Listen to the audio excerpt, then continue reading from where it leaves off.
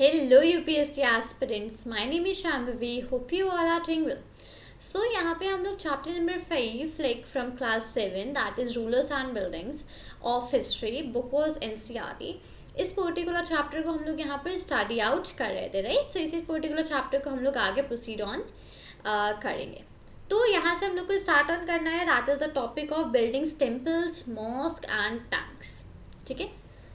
अब temples and mosques were beautifully constructed because they were places of worship. अब temples और जो mosque थे उनको बहुत खूबसूरती से कंस्ट्रक्ट किया गया था क्योंकि वो worship, वो पूजा करने की जगह नहीं थी, worship करने की places थी इसलिए. They were also meant to demonstrate the power, wealth and devotion of the patron. अब वो ऐसी जगह थी जहाँ पे कोई भी पैट्रॉन अपनी पावर, अपनी वेल्थ, अपनी डिवोशन को डिमॉन्स्ट्रेट मतलब दिखाता था, यूज़ करता था. Take the example of the Raja Rajeshwar temple. अब राजा राजेश्वर टेम्पल के बारे में हमने पिछले वीडियो में पढ़ा था. ये टेम्पल था जिसमें कि कहा जाता था कि मतलब उस टाइम के लिए ये इस टेम्पल का जो शिखर था वो सबसे बड़ा शिखर था उस टाइम के लिए राइट. टॉलेस्ट शिखर था. तो अब इसी पर्टिकुलर टेम्पल के एग्जाम्पल ले लेते हैं. An inscription mentions that it was built by king Raja Rajeshwar Deva. एक इंस्क्रिप्शन में ऐसा लिखा गया था कि इसको किंग राजा राजेश्वर देवा ने बिल्ट बनवाया था for the worship of his god Raja Rajeshwar. उनके जो भगवान थे राजा राजेश्वर, उनकी वर्शिप के लिए. Notice how many names of the ruler and the god are very similar. अब इस चीज़ को नोटिस करें कि जितने भी जो रूलर्स हैं और उनके गॉड हैं उन दोनों लोग का नाम सिमिलर है काफ़ी. The king took the god's name because it was auspicious and he wanted to appear like a God.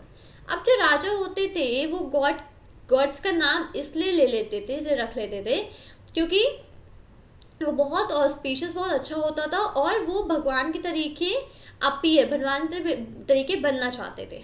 That is the reason.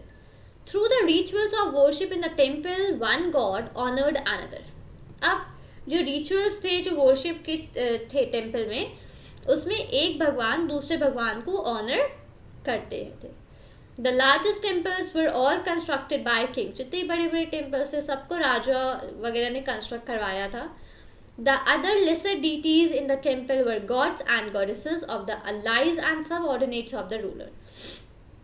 तो और जो deities वगैरह थे टेम्पल में वो भगवान थे, गॉड्स थे, गॉडेसेस थी. ठीक है. जो भी रूलर के जो भी अलाइज वगैरह थे वो सब लोग थे. The temple was a miniature model of the world ruled by the kings and his allies. अब टेम्पल क्या था? वो एक छोटा सा मिनीएचर था, मिनीएचर मॉडल था वर्ल्ड का जिसमें कि जो किंग्स और उसके अलाइज होते वो रूल करते थे. As they worshipped their deities together in the royal temples. उनके जो रॉयल टेम्पल्स होते थे उसमें वो अपने डीटीज की वर्शिप एक साथ करते थे. It seems as if they brought the just rule of the gods on earth. ऐसा लगता था कि भगवान का जो रूल है उसको वो अर्थ पर ले आए हैं. मुस्लिम सुल्तान्स एंड पदशाहs did not claim to be incarnations of God, but Persian court chronicles described the sultan as a shadow of God.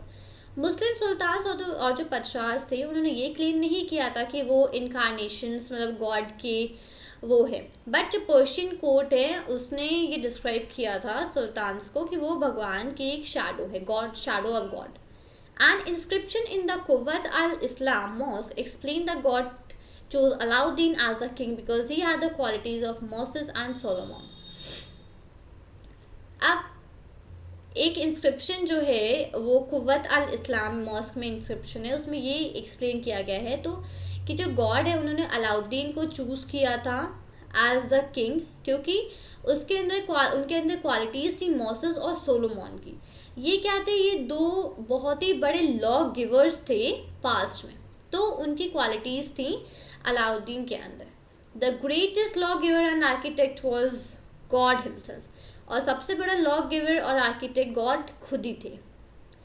The greatest law giver, अच्छा हो गया. He created the world out of chaos and introduce order and symmetry. उन्होंने इस chaos के बाहर इस दुनिया को बनाया और ऑर्डर और सिमेट्री को यहाँ पर इंट्रोड्यूस किया right. As each new dynasty came to powers, kings wanted to emphasise their moral right to be rulers.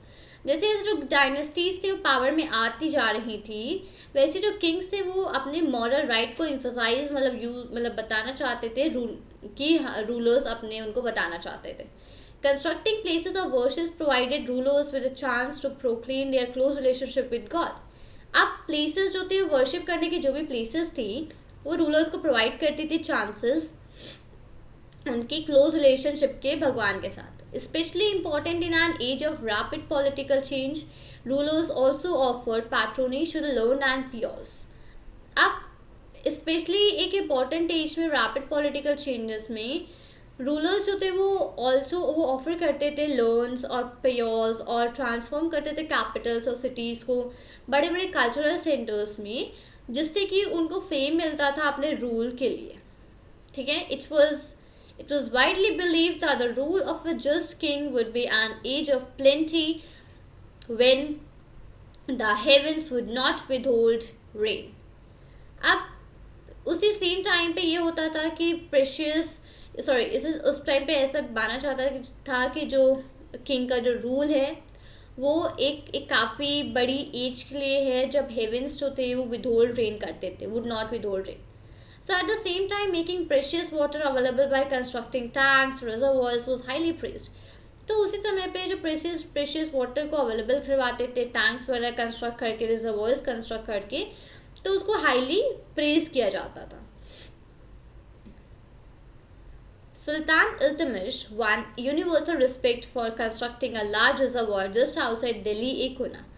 सुल्तान इल्तुतमिश को यूनिवर्सल रिस्पेक्ट मिली जीते थे जब उन्होंने एक बहुत बड़ा रिजर्वायर बनवा दिया था जस्ट दिल्ली एक खुना के बाहर। इट वॉज कॉल्ड द हौज़ सुल्तानी और द किंग्स रिजर्वायर। इसको हौज़ सुल्तानी या फिर किंग्स रिजर्वायर कहा जाता था। ठीक है, rulers often constructing tanks and reservoirs big and small for use by ordinary people. जो रूलर्स होते थे वो भी टैंक्स और रिजर्वायर्स को कंस्ट्रक्ट करवाते थे, बड़े छोटे टैंक्स, बड़े छोटे रिजर्वायर्स, ताकि जो ऑर्डिनरी पीपल हैं वो उसको यूज़ कर पाए।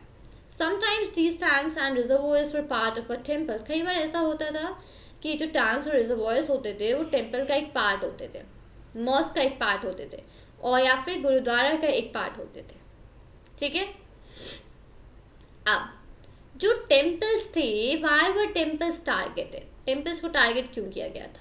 Because kings built temples to demonstrate their devotion to God and their power and wealth. अब जो किंग्स होते थे वो टेम्पल्स को बनाते थे अपनी गॉड की तरफ, अपनी डिवोशन को दिखाने के लिए, अपनी पावर दिखाने के लिए, अपनी वेल्थ दिखाने के लिए किंग्स टेम्पल्स को बनाते थे। It is not surprising that when they attacked one another's kingdoms they often targeted these buildings. और इसमें कोई भी सरप्राइज वाली बात नहीं है कि जब वो एक दूसरे के किंगडम्स में अटैक करते थे तो ये जो टेम्पल्स, जो बिल्डिंग्स होती थी, इनको भी टारगेट करते थे। In the early 9th century, when the Pandyan king Srivallabha invaded Sri Lanka and defeated the king, Senavan, the Buddhist monk and chronicler Dhammakitti noted he removed all the valuables. अब 9th century में जब Pandian king Shri Bhalla उन्होंने श्रीलंका को defeat किया, श्रीलंका के king को, तो सेनावन जो कि जो बुद्धिस्ट मॉन्क्स थे और धम्मा किट्टी थे, उन्होंने नोट किया, removed all the valuables. The statue of the Buddha made entirely of gold in the jewel place and the golden images in the various monasteries, all these he seized. उन्होंने जो भी बुद्धा का जो भी statue था जो कि पूरा गोल्ड का बना था ज्वेल पैलेस में, और जो भी गोल्डन इमेजेस थी वो अलग अलग जो मोनास्ट्रीज में बनी हुई थी, उन सब को उन्होंने वहाँ से हटा दिया। The blow to the pride of the Sinhalese ruler excuse me. The blow to the pride of the Sinhalese ruler had to be avenged, and the next Sinhalese ruler, Sena II, ordered his general to invade Madurai, the capital of Pandyas. The Buddhist chronicler noted that the expedition made a special effort to find and restore the golden statue of the Buddha.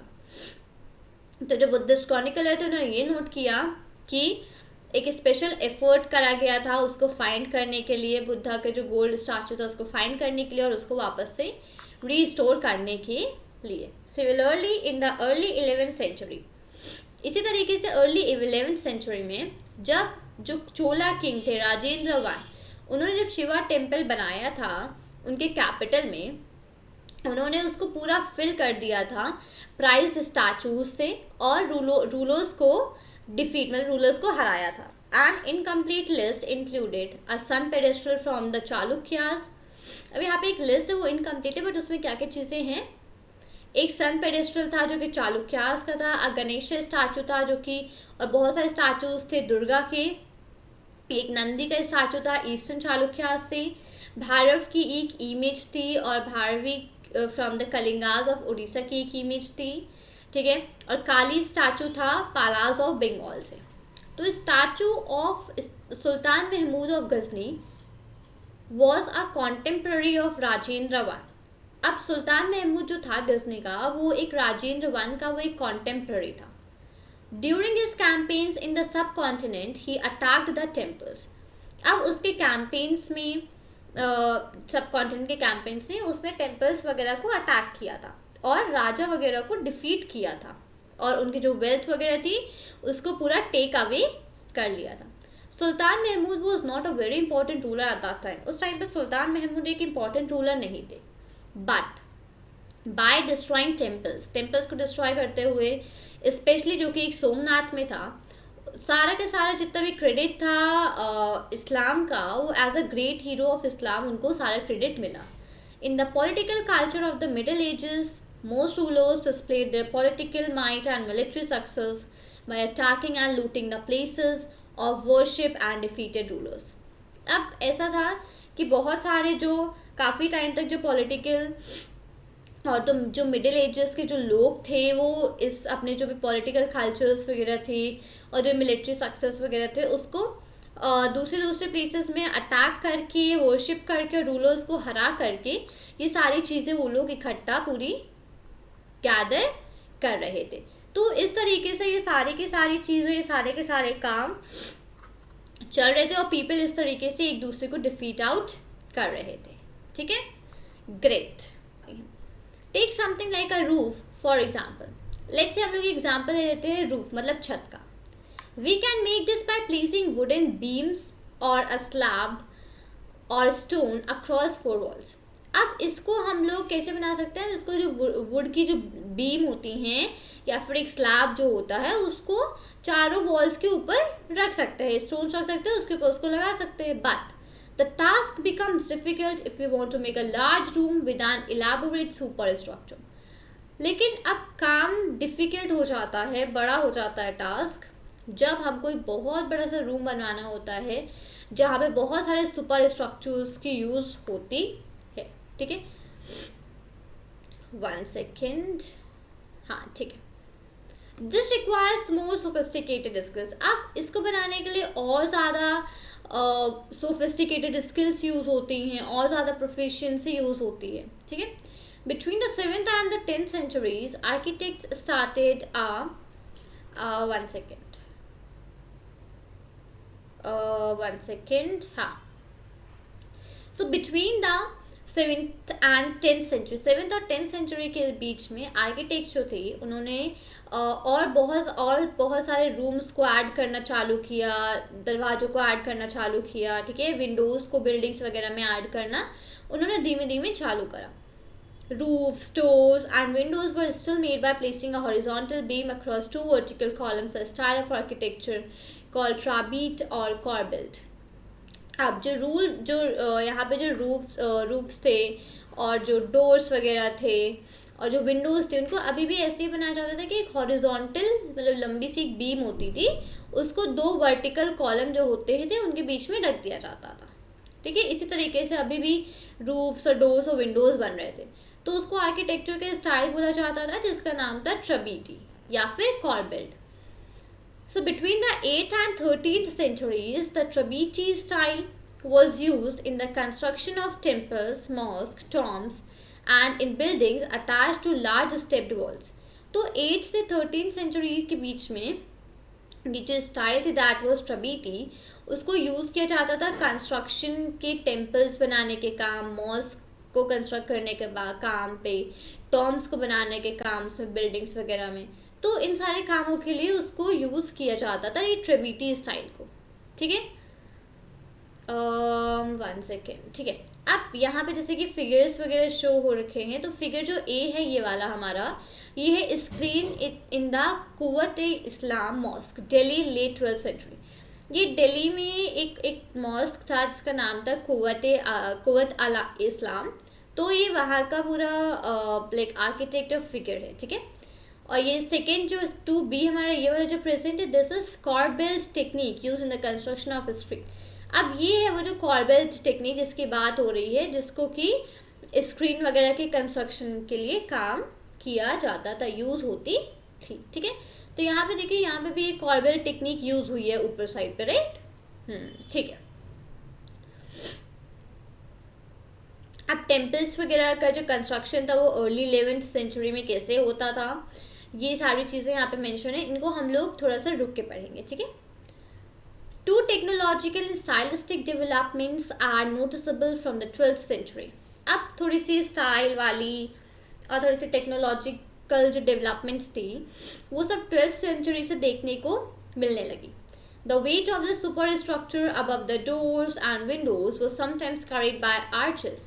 कई बार ऐसा होता था कि जो doors और Windows का जो structures वगैरह था उसका जो वेट था वो कई बार आर्चेस वगैरह उनको कैरी करती थी. This architectural form was called arcuate. इस आर्किटेक्चरल फॉर्म को बोला जाता था आर्क्यूएट, ठीक है, ग्रेट. और दूसरा था लाइमस्टोन सीमेंट. लाइमस्टोन सीमेंट, अब लाइमस्टोन सीमेंट जो थी was increasingly use in construction. अब धीमे धीमे लाइमस्टोन सीमेंट को ज़्यादा से ज़्यादा यूज़ किया जा रहा था कंस्ट्रक्शन के लिए. This was very high quality cement. ये बहुत ही हाई क्वालिटी की सीमेंट थी, विच when mixed with stone chips hardened into concrete. जिसको कि जब स्टोन के छोटे छोटे टुकड़ों के साथ मिक्स किया जाता था वो कंक्रीट बन जाती थी. This made construction of large structures easier and faster. तो इसकी हेल्प से जो लार्ज जो भी स्ट्रक्चर्स होते थे उनका कंस्ट्रक्शन काफ़ी आसान हो जाता था और काफ़ी जल्दी हो जाता था उसका कंस्ट्रक्शन, ठीक है, great.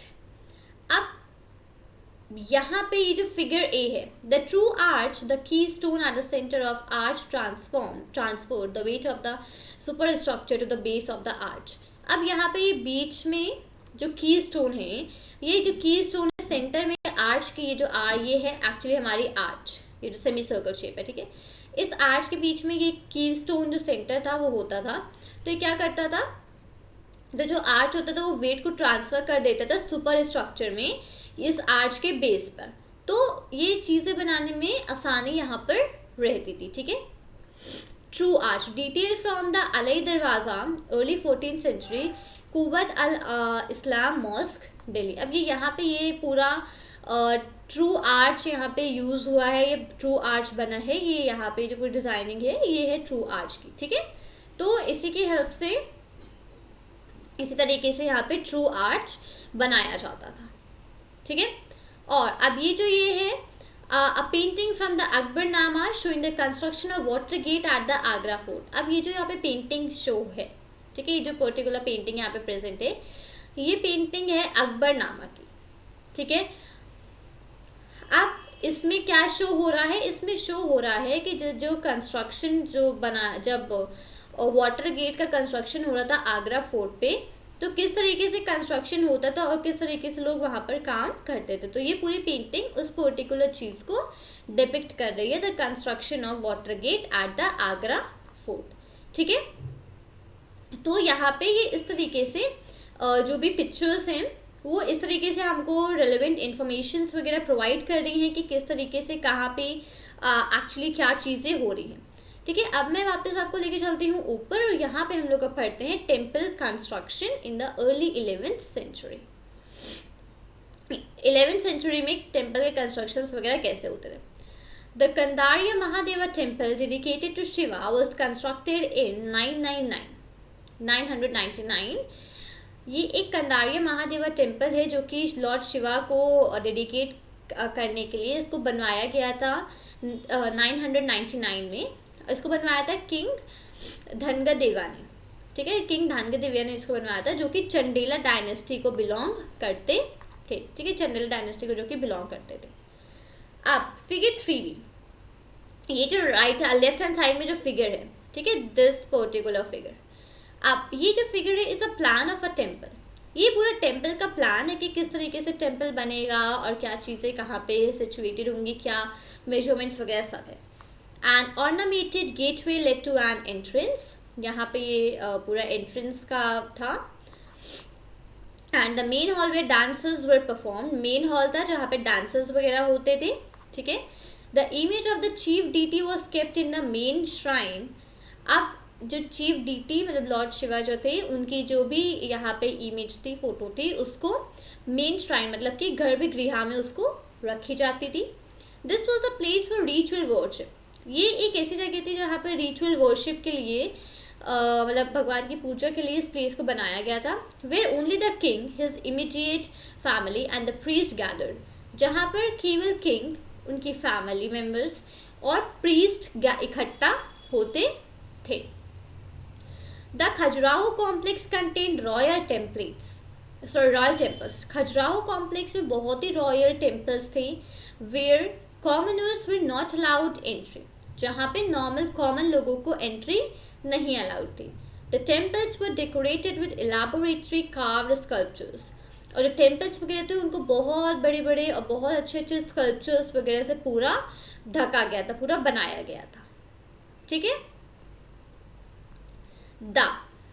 The Raja Rajeshwara temple at Thanjavur had the tallest shikhar amongst temples of its time. अब जितने भी टेम्पल्स थे उस टाइम के, उसमें से ये जो राजा राजेश्वरा टेम्पल था थंजावर में, इसका सबसे टॉलेस्ट शिखर मतलब टॉप, ठीक है, इसका सबसे ज़्यादा टॉलेस्ट शिखर था। Constructing it was not easy because there were no cranes in those days, and the 90-ton stone for the top of the shikhar was too heavy to lift manually. अब इसको construct करना आसान काम नहीं था, क्यों? क्योंकि उस टाइम पे क्रेन्स वगैरह नहीं हुआ करते थे, और उस समय में 90 टन इस पत्थर को इतना ऊपर ले जाना शिखर पे बहुत ज़्यादा हेवी था। इसको हाथों से ऊपर तक ले जाने के लिए बहुत ज़्यादा हेवी था ये। So the architects built an incline path to the top of the temple. तो जो आर्किटेक्ट्स थे उन्होंने एक इंक्लाइन पाथ बना दिया था टेम्पल के टॉप पे। Place the boulder on rollers and rolled it all the way to the top. उन्होंने एक बोल्डर को वहाँ पे रख दिया और उससे वो पूरी रास्ते में उसको रोल करते जाते थे, ठीक है। So the path started more than 4 kilometres away so that it would not too steep. तो इस पाथ को 4 किलोमीटर लगभग दूर से चालू किया गया था ताकि बहुत ज़्यादा पास ना रहे। This was dismantled after the temple was constructed. अब जैसे ही टेम्पल कंस्ट्रक्ट हुआ इसको ये चीज़ को हटा दिया गया था। But the residents of the area remember the experience of the construction of the temple for a long time.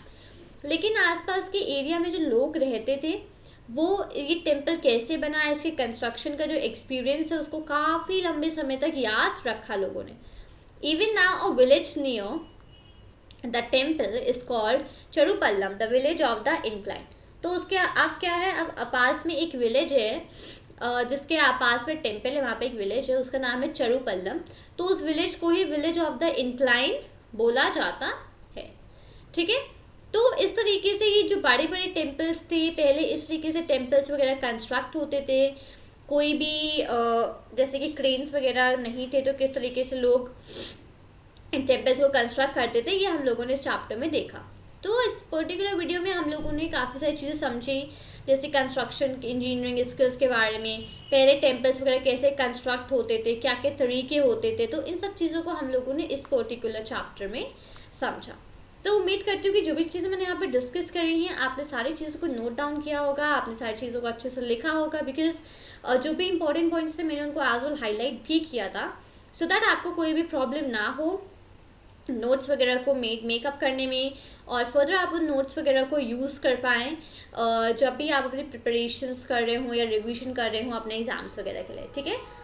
तो मेक श्योर करें कि अगर आपने नोट डाउन नहीं किए हैं इंपॉर्टेंट पॉइंट्स, तो मेक श्योर कि आप नोट डाउन कर ले सारे के सारे इंपॉर्टेंट पॉइंट्स बाद में, और इफ़ यू वांट आप इस वीडियो को वापस से रीवॉच आउट कर सकते हो पॉइंट्स को नोट डाउन करने के लिए। ठीक है, तो उम्मीद करती हूँ कि आपको वीडियो अच्छा लगा होगा। वीडियो अच्छा लगा हो तो वीडियो को लाइक करें, अपने फ्रेंड्स के साथ शेयर करें और चैनल को सब्सक्राइब करना मत भूलिएगा। मिलती हूँ आपसे नए वीडियो के साथ। Thank you and take care. जय हिंद।